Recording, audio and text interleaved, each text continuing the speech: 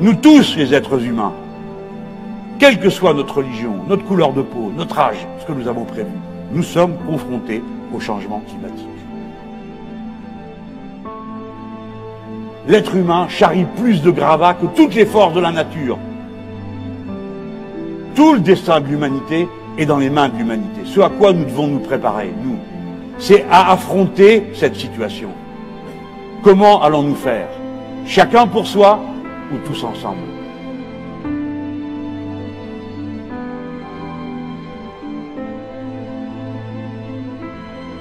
On ferme des 1000 vaches avant qu'il y ait les fermes des 10 000 vaches ou les fermes des 100 000 vaches qui se constituent au prix d'un martyr de la population animale qui prépare et endurcit tous les cœurs à l'abomination. Nous buvons un lait qui est de mauvaise qualité. Nous avons des terres agricoles qui perdent en matière organique et qui ont des rendements qui baissent, et ainsi de suite. Donc il faudra bien changer. Il faut que tout le monde devienne écologiste, c'est-à-dire comprenne l'importance de cette question. Si nous ne faisons rien, l'écosystème va être détruit. Vous avez compris ça, les gens? Le modèle que vous défendez, nous tournerons la page. Parce que le modèle productiviste, les pesticides partout, vous êtes en train d'épuiser la terre, de la pourrir, l'eau, l'air et votre propre santé, madame. Il faut sortir des énergies carbonées qui vont tuer l'écosystème compatible avec la vie humaine.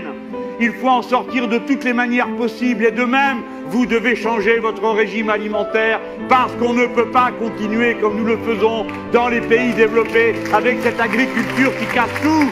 Si nous ne changeons pas la manière de consommer, de produire et d'échanger, nous allons tout détruire. Et d'ailleurs, nous sommes arrivés à une limite de cette planète. Il faut donc tourner. Et ça, ce sont des centaines de milliers d'heures de travail. Mais moi, je dirais, voici des normes. Il ne rentre plus en France une marchandise produite par un enfant dans un autre pays. Il ne rentre plus en France un seul légume qui soit pourri jusqu'au cœur par les pesticides de toutes sortes. Il n'y a pas de milliardaire sans souffrance à l'autre bout de la chaîne. Il n'y a pas de milliardaire sans dégâts dans la nature. Il n'y a pas de milliardaire sans guerre.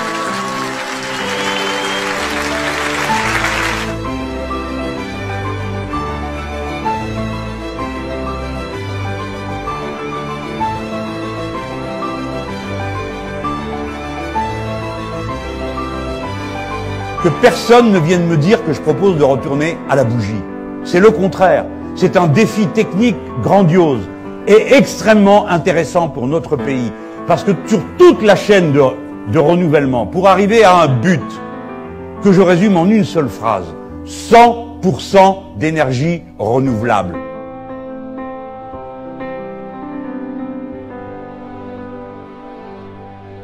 Nous allons changer le monde.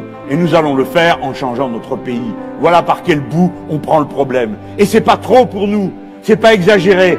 Parce que le jour où nous le ferons, vous verrez que des milliards d'êtres humains se tourneront aussi vers nous et regarderont comment nous sommes en train de faire. Parce qu'eux aussi, ils veulent pas qu'on dégueulasse toute la planète. Eux aussi, ils veulent que leurs enfants aient droit à la beauté d'un matin qui se lève, d'une eau qui coule dans la rivière, d'une écrevisse qui s'y trouve. Parce que toute vie n'a pas été détruite.